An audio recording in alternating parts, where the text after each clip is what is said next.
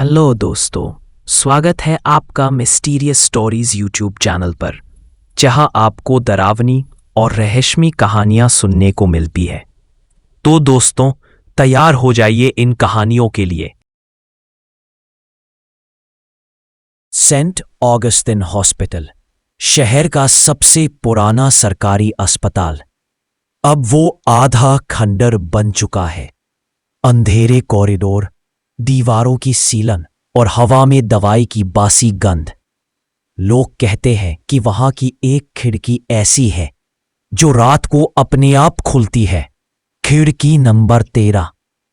हर साल कुछ मरीज रहस्यमय तरीके से उसी वार्ड से गायब हो जाते हैं।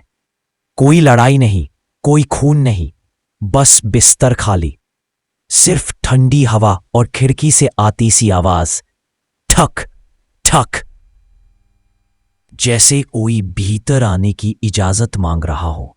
नई नर्स मीरा शर्मा को रात की ड्यूटी दी गई। बाकी स्टाफ मना कर चुका था क्योंकि वो वार्ड 13 था। मीरा को लगा ये सब अंधविश्वास है। वो प्रैक्टिकल थी। डर उसे कभी समझ नहीं आया। रात के करीब 2 बजे उसने अपनी राउंड शुरू की। वार्ड में बस एक मरीज था, राजीव मल्होत्रा, 38 साल का आदमी, कोमा में। चेहरे पर पट्टियां, सांसें मशीन से चल रही थी। सब नॉर्मल था सिवाय उस खिड़की के। वो थोड़ी सी खुली थी, जबकि उसने खुद 2 बार बंद की थी। हवा अंदर नहीं आ रही थी, फिर भी पर्दे हिल रहे थे, जैसे कोई अदृश्य सांस उन्हें छू रही हो। मीरा ने खिड़की बंद की और मन ही मन कहा, पुरानी बिल्डिंग है, सब ढीला है। लेकिन जैसे ही उसने मुड़कर राजीव की तरफ देखा, वो आदमी अब सीधा उसकी तरफ घूर रहा था, आंखें खुली हुई, पर हार्ट मॉनिटर अब भी बीप बीप कर रहा था। स्टेडी, यानी वो अब भी कोमा में था। मीरा पीछे हटी, डर से कांपते हुए। आंखें खुली थी पर उनमें कोई जान नहीं। वो उन्हें बंद करना चाहती थी, लेकिन जैसे ही हाथ आगे बढ़ाया, वो पलकों के नीचे हल्की सी हरकत देखी, जैसे कोई और अंदर से आंखें चला रहा हो। वो पीछे हट गई।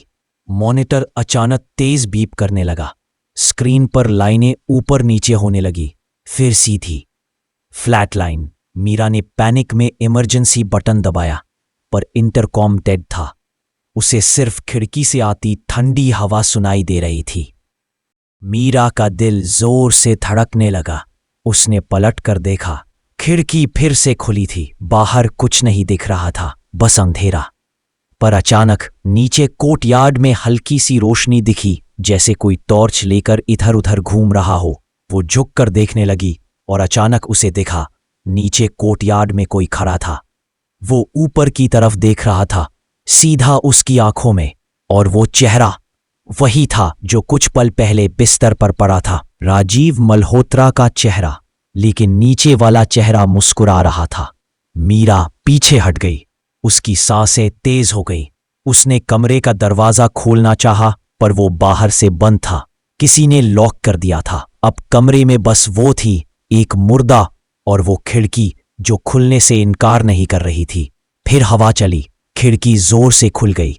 पर्दे उड़ते हुए दीवार से टकराए और खिड़की के बाहर किसी के हाथ दिखाई दिए, काले सूखे हुए हाथ, जो खिड़की के फ्रेम को पकड़ रहे थे। मीरा चीखने लगी। उसने पास रखी ट्रे उठाई और पीछे हटते हुए बोली, कौन है वहां? क्या चाहता है तू? कोई जवाब नहीं, सिर्फ धीमे से आवाज आई, मुझे बाहर निकालो। मीरा ने डर के मारे पीछे हटकर इमरजेंसी ग्लास तोड़ने की कोशिश की। तभी किसी ने उसके कंधे पर हाथ रखा। वो पलटी और देखा, राजीव, जो अभी अभी मर चुका था, उसके ठीक पीछे खड़ा था। चेहरा आधा सड़ा हुआ, आंखों में खून की लकीरें। वो मुस्कुराया और कहा, मैं तो चला गया था, अब तुम्हारी बारी है मीरा। उसने उसके गले को पकड़ लिया। मीरा ने खुद को छुड़ाने की कोशिश की, पर वो हाथ बर्फ जैसे ठंडे थे और उसकी पकड़ धीरे धीरे उसकी सांस रोक रही थी। उसकी आंखों के सामने सब धुंधला पड़ गया। आखिरी चीज जो उसने देखी वो खिड़की थी, पूरी खुली और उसके पार वही काला अंधेरा, जैसे किसी ने भीतर से बुलावा दिया हो।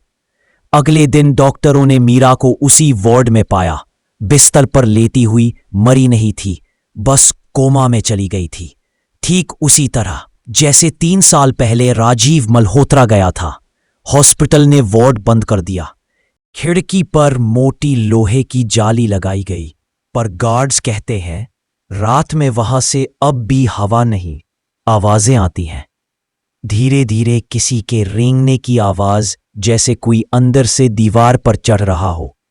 कभी कभी किसी की हंसी, और कभी धीमे से थक थक, जैसे कोई फिर से बाहर आना चाहता हो। कहते हैं अब जो भी मरीज वार्ड 13 के पास जाता है, वो रात को सपने में वही खिड़की देखता है। वो खुलती है, अंदर से किसी की आंखें झांकती हैं, और अगले दिन वो इंसान कभी नहीं उठता। अगर कभी किसी पुराने अस्पताल में जाओ और कोई खिड़की अपने आप खुली मिले, तो झांकना मत, क्योंकि कभी कभी वो बाहर नहीं, अंदर देख रही होती है। तो दोस्तों, अगर आपको ये कहानी अच्छी लगी हो, इस चैनल को सब्सक्राइब करिए, ताकि मैं आपके लिए और भी अच्छी कहानियां ला सकूं।